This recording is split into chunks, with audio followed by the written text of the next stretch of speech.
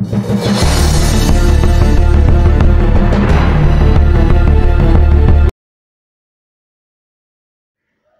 साथीहरु, स्वागत छ हजुरहरुले आकाश राजपूत अफिसियलमा। के हजुरहरु पनि सोच्नुहुन्छ ओएमपीएल को शेयर बढ्छ कि घट्छ? कति भयो कारोबार, किन घट्यो मार्केट भनेर सम्पूर्ण कुराको जानकारी हामी यो भिडियोमा दिएको छौं। कृपया भिडियो अन्तिमसम्म हेरेर च्यानल सब्स्क्राइब गर्नुहोला। र अब लागू विषयवस्तुतिर।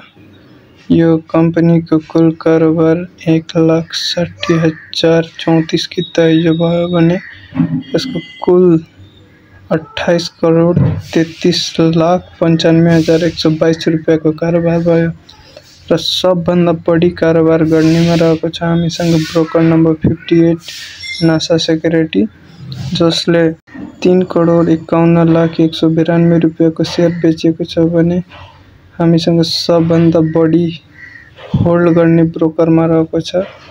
होल्ड गर्ने या बाई गर्ने ब्रोकर भन्न सकिन्छ। बाई गर्ने ब्रोकरमा हामीसँग रहेको छ ब्रोकर नम्बर 42 सानी सेक्युरिटीजमा, जसले 1,61,08,428 रुपैयाँको शेयर किनेको छ भने सबभन्दा बढी होल्ड अहिलेसम्म सबभन्दा बढी होल्ड गर्ने ब्रोकरमा रहेछ ब्रोकर नम्बर 68 हिमालय ब्रोकेज भनेर, जसले अहिलेसम्म सबभन्दा बढी शेयर होल्ड गरेर राखेको छ भने यो कम्पनीको सेल एन्ड बाई रेसियो हेर्ने हो भने 1.56 रहेको छ, जुन एक हिसाबले ठिकै छ, ठिकै भन्न सकिन्छ। यो कम्पनीमा जति पनि सप्लाई आएको थियो अहिलेसम्म 12,000 किता 19 गतेसम्म भने 1900 दिनसम्म 12,000 किताको कारोबार भएको थियो भने अहिलेसम्म हामीले सप्लाई हेर्न पाथ्यौन।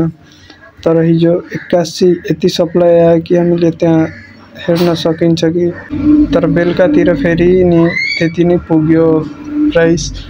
त्यो हिसाबले जति पनि हाम्रो सब्स्क्राइबर्सहरु हुनुहुन्छ, जति पनि हेर्नु भइरहेको छ, सबलाई यही अनुरोध गर्छु कि तपाईं रिस्क चाहनुहुन्छ भने, रिस्क लिन सक्नुहुन्छ भने 2-4 दिनसम्म अझै राख्नुहोस्। यो कम्पनीको शेयर अझै माथिसम्म पुग्ने जस्तो मलाई लाग्छ।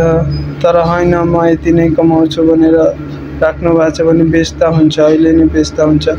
अब एकछिनमा मार्केट पनि खोल्छ। हजुरहरुलाई भिडियो कस्तो लाग्यो कमेन्ट गर्नु होला र मार्केट अहिले खोलिसकेपछि हजुरहरुलाई बेच्ने इच्छा छ भने तल कमेन्ट गर्नु होला।